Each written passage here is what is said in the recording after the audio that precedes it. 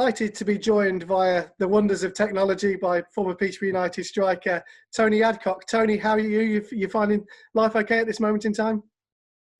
Yeah, staying safe, doing what we're told, which is obviously important, and unable to work from home. Unlike my wife is obviously able to work from home, but it's what we have to do. Talk about your time at Peterborough United, because everyone remembers your signing as probably arguably one of the best bit of business any football club can do, because you obviously joined from Northampton with Bobby. What can you remember about that transfer? Yeah, I think it was a case that obviously Northampton were having issues with money at the time, and with the chairman, money was obviously very tight for them. And it was a way of raising cash, was obviously to offload. At the time, I think it was just me at the time to start with, because I came on loan, I think for a month maybe. And then there was obviously talk about Bobby coming after, which was just, great signing too. So, I did the transition. He never really asked me, what do you think or what have you. Bobby's like that. He sort of did the same as me and just made the transition over, which turned out, brilliant, absolutely brilliant. Yeah, I mean, I guess it's nice when you have a striker and a winger join at the same time, because there is a little bit of an understanding, even if there wasn't as as a different club, but you know where he's going to be and all that kind of stuff. Oh, definitely, yeah. I mean, it's obviously a different style of football I think we played compared to Northampton when we were there. Because we obviously had Theo Foley from Arsenal, who was the manager at the time. So he wanted us to play in a certain style, different way, come to Peterborough. And Chris had a different way of playing. We played further up the pitch, if you know what I mean. And completely, which is great for a striker, because the ball's coming sometimes quicker, and you can make the runs because you know where it's going, basically. And so it worked. It worked for us because, coming to Peterborough, it was obviously had a fair bit of success with beating Liverpool and teams like that. So you knew there was something there within the club. They obviously had the heart and the work ethic. And it was just a case, I think, with Chrissy, I just think he sort of probably thought we could just do with a few more added sort of forwards, going forward, just something maybe just to add to what you already had, really. Yeah, I mean, you speak about that team spirit and that work ethic that was already there, obviously, as you joined. Was it a good group to go into? Were they quite accepting of new players, or was it a tight knit group that you had to sort of work into? No, I think everybody was accepting. I think everybody understood. I mean, it must have been difficult for guys, obviously, who'd played a lot more. I think like Gary Kimball obviously scored the winner against Liverpool.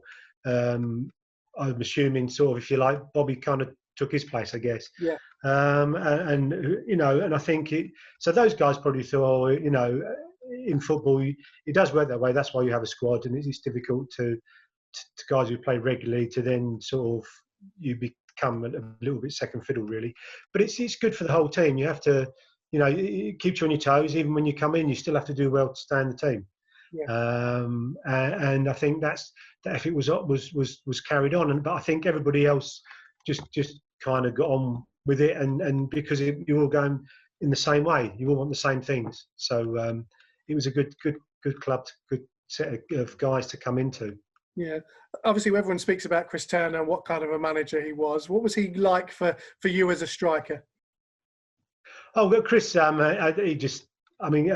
Chris sort of.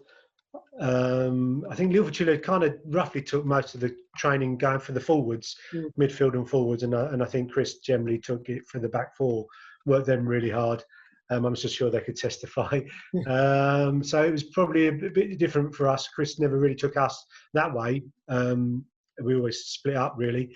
But what he brought was so much positiveness, and he knew how to treat players. He was a great manager. Coaching wise, don't really know, because he never really sort of coached going forward. The forwards, we did things collectively. If it was we played a game where it was 11 against 11, say on a Monday, and it was just literally you were just paired up one against one one with one versus one, and you had to stay and defend. So that was quite a tough thing to do. But Chris obviously loved that style. So if you got people like Steve Welsh, you were struggling because Steve was so fit. I've got paired with him, and you just go, oh, will you just have a rest for Christ's sake? But you know what, you were getting. And I think Chris kind of liked that. He liked that. He liked to work the guys who sort of pair people up for certain reasons. Yeah, were training sessions quite long in those days? What sort of, was it short and sharp, or was it quite a long training session? I think it was just normal as what you normally do to where you go elsewhere. You generally train in the mornings, and generally there were sessions in the afternoons, particularly if you had, say, a day off in the week. So on a Wednesday you'd have a Tuesday hard session on a Tuesday. You knew what you were getting. Chris liked to work people very hard, which was great because you knew come Saturday, come the last 10, 15 minutes, you knew you could stay or actually keep it going, keep the pace going. Because the way with that style of play, if you like, it wasn't get it forward, not like a John Beck at Cambridge where it would just smash forward. We did it in certain areas that it made us play further up the field. We generally we bypassed the midfield, but at least the midfield knew what we were doing, so they could push up as well. And it worked. And we had the players up front, Kenny, Worrell, Bobby, and everybody else, but everybody was on the same page. So we knew what we were doing, and I think that's why we had a fair bit of success. Yeah, what was it like playing with Kenny? What kind of a striker was he? And was it an actual ideal sort of partnership that you formed in terms of what he did and what you did?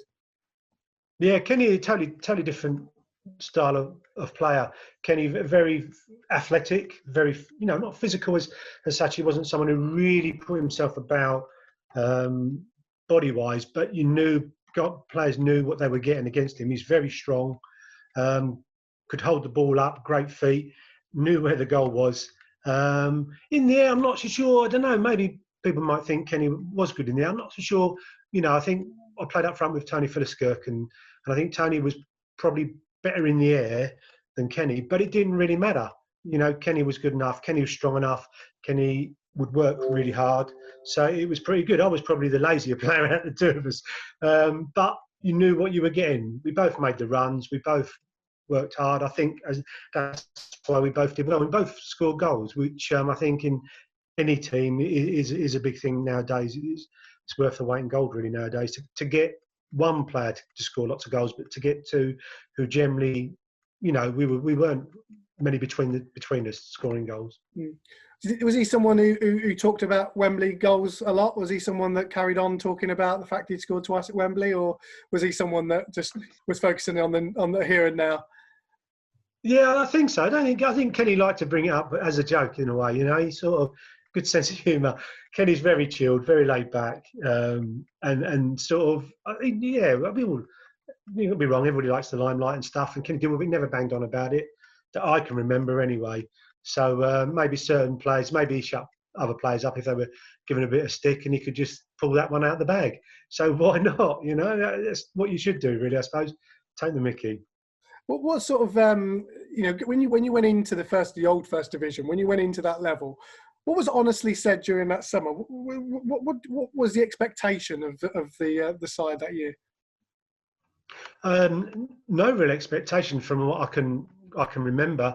I think we just turned up at pre-season, and I think nothing any different. Didn't work any harder. Didn't train any harder. I think we played some good pre-season games. I think we were still on a high because it didn't seem to be that much difference from playing the playoff final to then the start of pre-season training and into the season.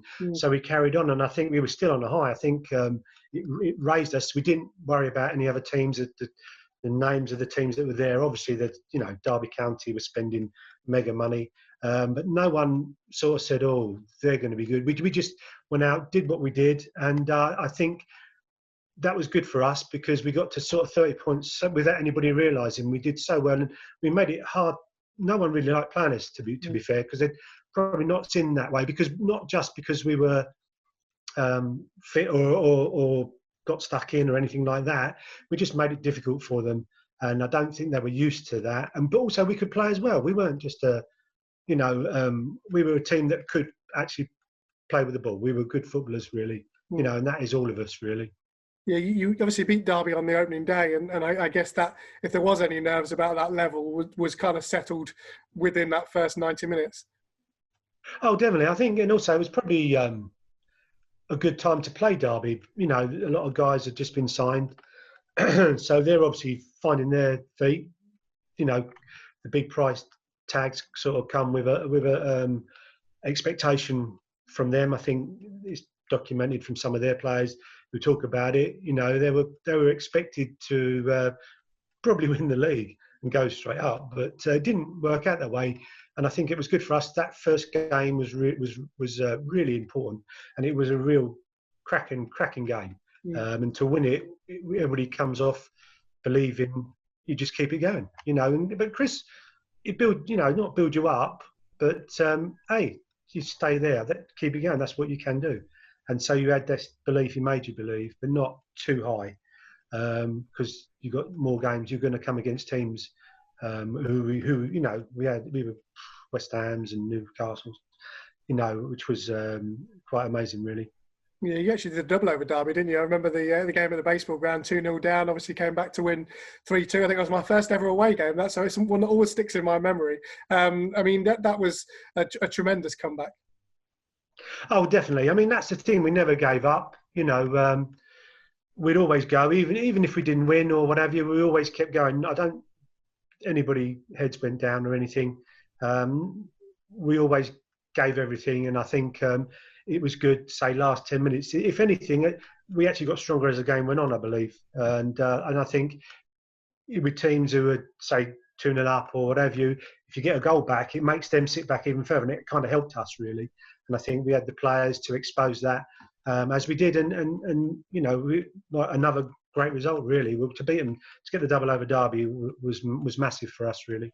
Yeah, what are the results stood out in that particular Division 1 campaign that you remember as either a game that you played so well in, or a goal that you scored? I mean, obviously you scored so many. I mean, I remember the televised game against Swindon. I can't remember if that was that year or the year after, where I think Sean Taylor scored 2 own goals, or 1 own goal and 2 goals at the other end, and I think you scored. Keeper Nicky Hammond, I think it was, he sort of tried to clear it, and you ended up scoring from about 35 yards. Were those sort of things, do you remember those quite clearly? Yeah, definitely, clearly. I think it was, and I believe Chris Turner had a word with Glenn Hoddle, because Glenn Hoddle was the manager at the time, and I think they tried to play out the back, and I think it wasn't a very nice night, windy, and I think it was a bit of rain and what have you, and I think they tried to play out the back, which for Swindon they were probably, even though I don't think they got promoted or anything like that, or they were around about up the top, but they were probably one of the hardest teams to play against, because they played total football, and we had some tough games against Swindon, home and away. And I think that game, they played out the back, and I think it might have been whoever closed the ball in, he passed it back to the keeper. I think he was rushed. He then sort of, if you like a word, sclaffed the ball to me. And I just remember it being so I just tried to bend it in the far end corner towards the ground, and hit the floor, and obviously because it was wet, it skimmed on, and which obviously, you know, it was another great game and a good finish for us, to be fair. Yeah, was that kind of finish typical of your type of striking? You're an instinctive striker in terms of you could finish in so many different ways. You had so many different sort of attributes that made it very hard for people, A, to mark you, and B, for a keeper to know what you're going to do. Is that something you worked on, or is that something natural? How would you assess it? I think it came. You could say it was natural, because I started off as a left winger, as a winger, and in midfield. And was forced to go up front, and for some reason I just were able to find the net. So I guess it's an instinct. I think it's a case of just being in the right spot at the right time and trying to read where the ball's eventually going to fall, and also always on the move. I think because if you stand still, you make it easy for defenders, and you're always told from previous, certain coaches, you sort of stay between the posts. Near post, far post, and within the penalty spot to the 6 yard, where most of it, where the ball generally drops, and so it's just that reaction. It's the reaction, if you like. It's that first few yards that give you that edge, and it's the then being calm to be able to stick it away. to put the ball away. So I've always had that kind of knack, if you like, which is unexplainable, really. But we always, if you practice, I always practice. If I would practice anything, it would always be that within the box, and just certain things, hitting the ball first time from wherever, really, and just having a go, because roughly where the goal is, and it's just about the connection, and hopefully the earlier you take it, it doesn't give the keeper a chance to settle. So I've been kind of fortunate, really, to have been able to do that. You mentioned earlier about the fact that obviously you played with Tony Phipps, who obviously came in as a replacement for Ken. When Ken left, obviously it was a big gap from a supporter base, and I guess from a player teammate base as well. When Tony came in, what did you see straight away that you thought, this is a good player, this is someone who can really aid us? Yeah, Tony's totally different from Kenny. Kenny is the same, I would say, more mobile, more physical. I'd say he's probably a bit more physical than Tony. Tony is was a tall guy, good in the air. He was strong, but Tony probably had that little bit deft to touch. And then Kenny's very strong, could get the ball out his feet, and he could make, even if he had a bad touch, he could make that up because he was that athletic. And Tony wasn't as athletic, but we had a little understanding, just the same as Kenny, really. We kind of stuck close together. No one was too far away from each other, because we knew roughly where people were going to be. And Tony had the same mentality and the same ideas of what we should be doing. Stay 18 yards, probably all the way up, try not to go too wide, because we had wingers, Worrell and Bobby and that. And so basically myself and Tony and Kenny would always work 18 but all the way up the pitch from the halfway line going forward. So, but you were never stayed far away. You always worked as a pair, and it kind of worked. I mean, I'm not sure either of us or any of us, I don't know, maybe Kenny could have, or probably Tony could have worked up front on his own, as they do play nowadays with this, the diamonds and 5 in midfield and 1 up, and you have to be unbelievable at that. And Kenny could probably do that more so than Tony. Probably next to myself, I don't think I'd have a chance of playing up front on my own. I'd have to have someone with me to. Well, you kind of work off each other, and hopefully you take the pressure off of the other one by doing so, by making little runs that makes the other centre half think about, do I stay with him or do I stay close? When you're one up front on your own, the service has got to be excellent for that striker to be able to not be under that much pressure. Otherwise, the ball keeps coming back. You mentioned we mentioned Bobby. Obviously, you mentioned Worrell just then.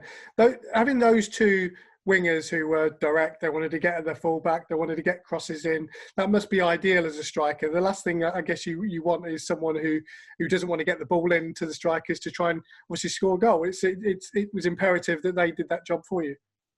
Oh, definitely, and I think that's a good thing, is that you knew once they got the ball, you knew the ball was coming in quickly.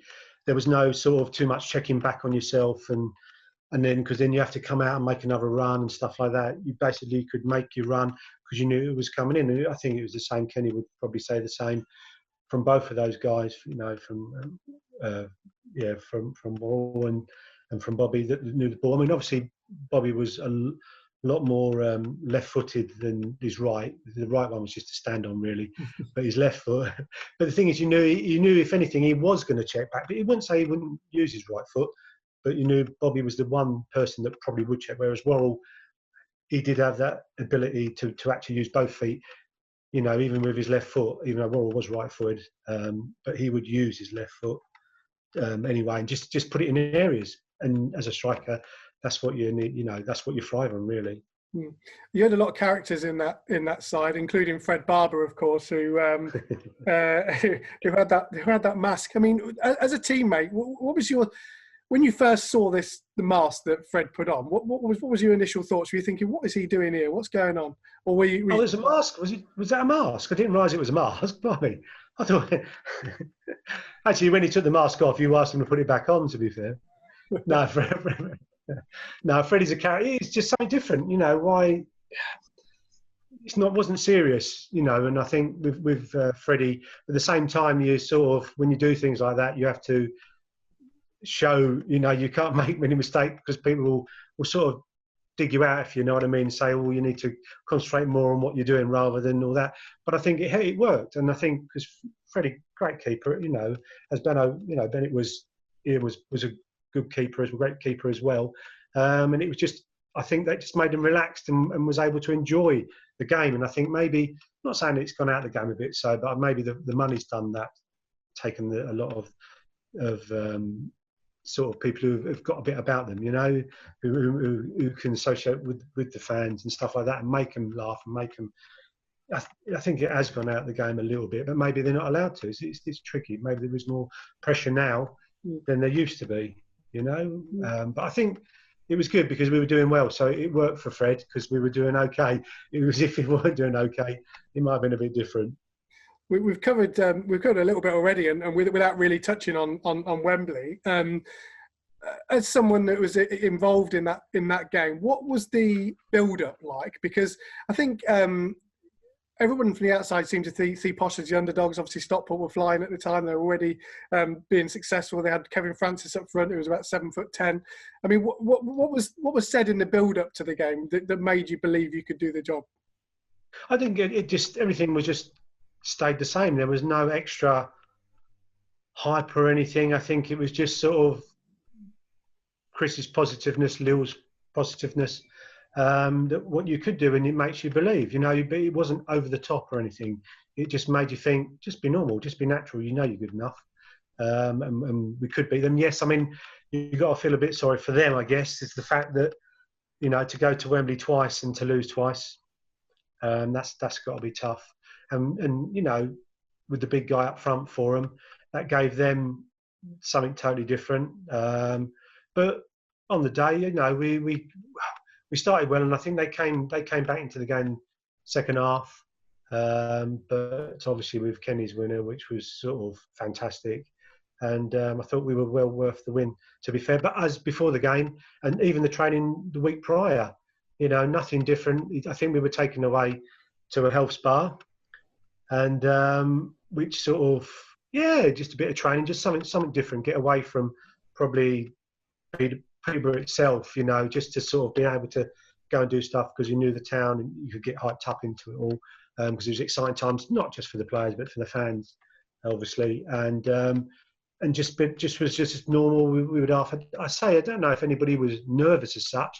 It's just when you came out, when you walked out onto the pitch, wow, it was something that we'd never experienced before, and never did after that, to be fair, not to that scale anyway, which was fantastic. What a great feeling.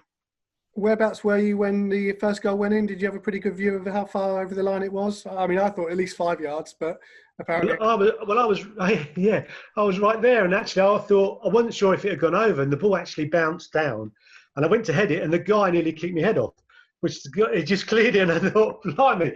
But lucky enough, so I was right there, but not enough to say I could see it over the line. But obviously, the linesman, which was lucky, really, because it was, what a great start, really.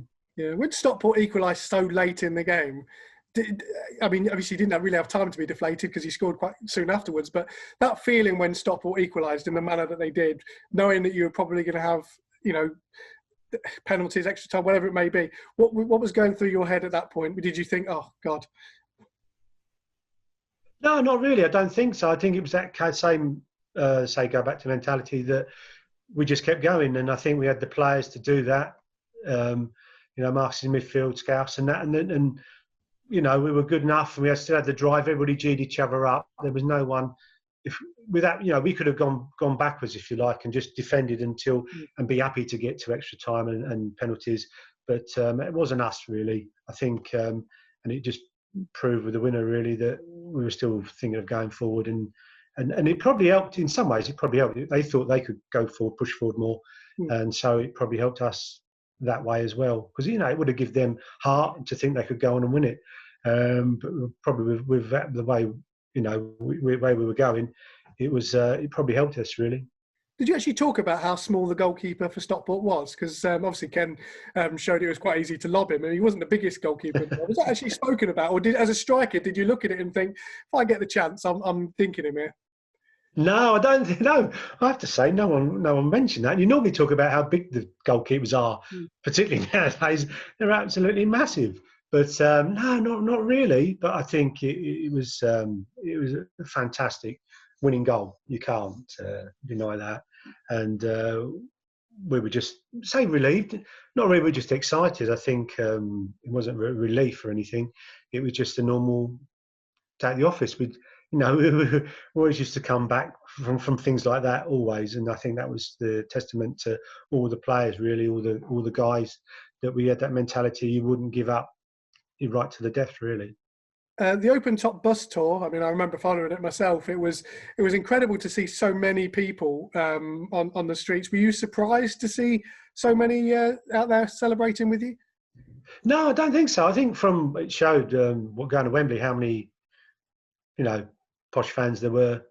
Mm. And obviously they all came out to sort of enjoy all the moments that what we've done. But we all did it together, and it was amazing. You could not stop. The amount of people was unbelievable, and we just enjoyed every moment. I mean, it was quite quick from we played the game, we got back to Peterborough straight after the game. I think some of the guys went into town that night. I think Mickey House went into town just to take it all on board, and he said it was just going off in town. The rest of us, it was very difficult to take on board what we'd just done. Really, it didn't probably react to the next day when you kind of wake up and you go, "Wow, that was like what we've done," And for myself, I mean, I'd never, and most of the guys are probably the same. First time, and I'd played football, a few years. I'd already played many years in football and never had the success that I'd had, to get promotion and to do it via playing at Wembley. I mean, most guys who are probably better players than myself will probably never get to play at Wembley, or as it was, or played there. But been fortunate enough to and to win as well, which you cherish those moments. Last couple of questions. What are the results that stands out in the Division 1 game? Mainly because I was mascot, and mainly because I've got a picture with you. Actually, you're my favourite player at the time. Thank you. Thanks. The game against Leicester, which we won 3-0. Obviously, Leicester, I think, brought about 6,500 fans. They were flying at the time. What do you remember about that game? Because obviously it was such a dominant display and such a fantastic sort of goals that we scored. I know you scored on that day. Gary Cooper scored a header as well.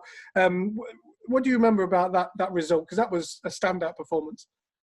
Well, I think the fact that Gary scored a header, I think, sort of, to be fair, I think that just proved how dominant we were. No, I think we always had something. I believe we always really had something over Leicester, to be fair, and the likes of Derby. And I think we enjoyed playing. You do, and I think you ask players, there are teams who you enjoy playing against, and you always do quite well against. And I think they were always one. And I think we were always up, because you just felt it was kind of in that league was our local Derby, really, if you like. And I think also because they're all kind of big teams, big name teams, and basically it makes you want to beat them. And I think that first season, not saying the second season obviously was not as fruitful, but we still had the same attitude in that season. But I think that game was, and I think like Sunderland game, I think, was it a 5-2 that year at home? Yeah. And I think those games, which we were so dominant, which is like, and when you think about the teams we played and some of the players we played against, was massive for us, as players, as a team, not just as individuals, but as a team, and it was just the best bunch of guys that you could play football with. You could just play with, and social wise, we were pretty close as well, and I think that was part of football. I'm not saying we were out of order or anything like that, as some of the guys generally do, but we were close-knit guys. And as you say, Leicester, it's just good to be so dominant. For us, it was a brilliant day, and most of those games that season, the first season up there, we just enjoyed every single moment. When Chris stepped down, was that a big surprise to the players, or did you expect it, see it coming? No, I didn't see it coming. I thought it was sort of something that Chris would enjoy carried on doing, and Lil Chillo would, just because it seemed to work really well. You know, the two of them, every way it seemed to work. It was just there, so it was a surprise. But obviously Chris just thought, give it to Lil to take over, and it seemed the right thing. If you were going to take over, it seemed the right thing to do, because Lil knew the players, and he would just carry on, you know, that way of playing. It didn't kind of work out, which was a shame. But even so, even though, say, the next season we struggled results-wise, the guys still had the same mentality. And I can't remember, there probably was the one game where we were ripped apart probably, but no one gave up. The rest of the games, everybody felt they'd given everything that they could give. You know, we weren't beaten by, we would probably be beaten by better teams, obviously, on the day, because you do. He's there, but we did okay. And when Chris came back, it did seem to pick up the guys, and that's not a detriment to Lil. No one did not want to play for Lil at all, because we were still the same guys, we were still the same team, we still had the same mentality. It's just somehow it gave a lift, and I don't know. But I think new managers do, when they start off, teams generally go on a bit of a run, and unfortunately it was just a bit too late. But we did, you know, we still enjoyed it. We still enjoyed even being down there, because there was still something on it. And we you know, the hardest thing was the game where we knew we were definitely down, you know, points wise, and that was hard to take, because we believe we were better than, you know, we were better than that, and that we felt we were in the right division for us. And I'm sure the fans probably felt the same. I don't know. They probably may have seen something different, but we believed it. Favourite goal? Do you have a favourite goal from your time at Peterborough? Is there anything that stands out that we haven't covered that you remember particularly? Probably the Swindon goal. I think it was just, say, from that far out, and I think was it played Wolves at home, I think, as well. I think kind of lobbed or chipped the keeper from quite a distance. Certain things, but I think, in fairness, there were probably goals that I really enjoyed because they were harder. They were hard to score. Particularly the Swindon goal, I found was quite a quick decision and just sort of did it. But I think the Derby goal at Derby away, the winning goal, John McGlashan, the chip, fantastic. No, party. You know, we just enjoyed every moment. It was kind of, we knew we were doing well when you can do that. And I think that was just as enjoyable than a goal from 30-odd yards, screamer, if you like. But no, I think they're just as enjoyable. And obviously, when you eventually did leave Peterborough United, can you remember that moment in terms of how it happened? And were you reluctant, or was it at that point you just felt like that you needed the next challenge? I think it was another challenge. You know, Kenny had gone, and obviously a lot of guys were still there. And I think I'd missed the last. I think I'd missed the last 2 or 3 games, I think, that season, unbeknown, and I had a posterior ligament gone. Didn't realise, but at the time I still felt that probably had to move on. You know, we couldn't agree a contract, but that was both. I mean, that was just as my fault as Peterborough's anyway. You know, you kind of, it goes that way. But you think, well, okay, a new manager comes in, it's going to be different.